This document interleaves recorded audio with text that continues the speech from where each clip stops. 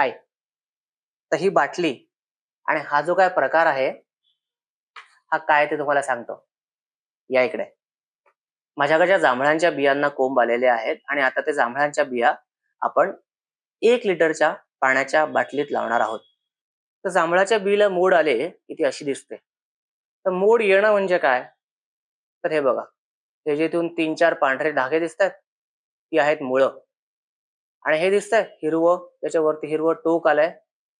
ते हिरवं टोक म्हणजे भविष्यातलं पान आहे.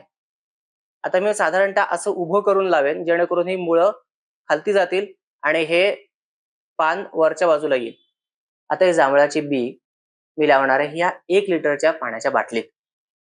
स्पेसिफिकली सांगतोय की 1 लिटरची पाण्याची बाटली घ्या. का? तर जांभूळ हे दुष्काळी प्रदेशातलं झाड आहे आणि त्याला पाणी शोधत शोधत दूरवर जायला आवडतं. त्यासाठी ते तयार करतं एक मोठं सोटमूळ जे जमिनीत खाली सरळ जातं.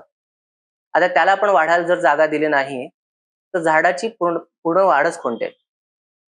मग त्यासाठी काय करायचं? आता ही पाण्याची बाटली, त्याच्यामध्ये मी खालती भोकं करून घेतलेत अर्थात.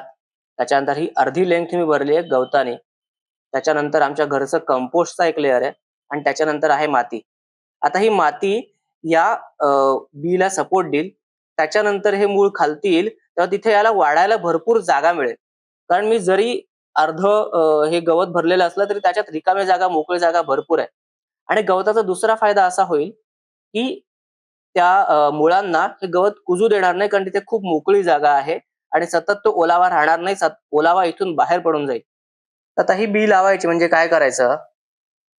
तर ही अशी ठेवायची जेणेकरून त्याची मुळं खाली जातील आणि त्याचा जो हिरवा पानाचा भाग आहे तो वरच्या साईडला येईल आणि वरून माती लोटून द्यायची. ते बी पूर्णपणे झाकलं जाईल असं बघायचं.